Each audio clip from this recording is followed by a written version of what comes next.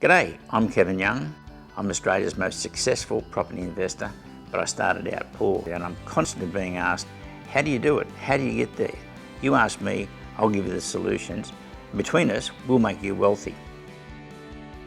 Hi, welcome back to Ask Kevin Young. And today I've got a helper with all the questions. I've got my manager of research, Roxy. Hello, hi everyone. Roxy's going to keep me on track. I'll be asking you the questions today. So today's question is from John and Judy Lynch, and they're from New South Wales. And their question is, what is the biggest mistake that experienced property investors make? Well, that's a good question. And it's covered in my little book that's free, so you're welcome to get this sent to you. And chapter 29, securing your portfolio, structuring your portfolio, is the answer. The biggest mistake they make is they buy in their own backyard, and I understand the reasons for that because I'm a victim of that. I've bought mostly in southeast Queensland because I knew southeast Queensland. And times when I knew other capital cities were going to boom and I should be there, I had no confidence to buy there.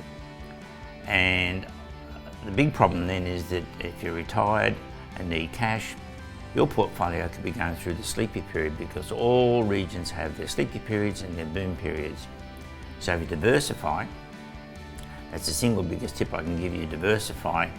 Then when you're needing cash, you'll go to the properties that are going through their boom to easily access the cash. So diversification is important. It's very difficult to diversify because you don't know those other areas. Whereas in the club, we've got structures set up in all the various areas so that you won't have long vacancies, you won't have bad tenants, you will have no problems with repairs and maintenance issues being ripped off because the agents we have in those areas know they've got to look after you, otherwise they'll lose all the landlords we've given them. Now, example of the reverse of that is I diversified into England, and look at the problems I've had because I'm not in that market. The first agent sold the car that came with the property, but pocketed the money and disappeared. The next agent had 1-bedroom house and a 4-bedroom house. It was winter time, and he said the 1-bedroom house, there's no renters for a 1-bedroom in winter time. After about 5 months of no rent, I went to another agent who went around and found the first agent, in fact, was living there. So I had no rent for all that time.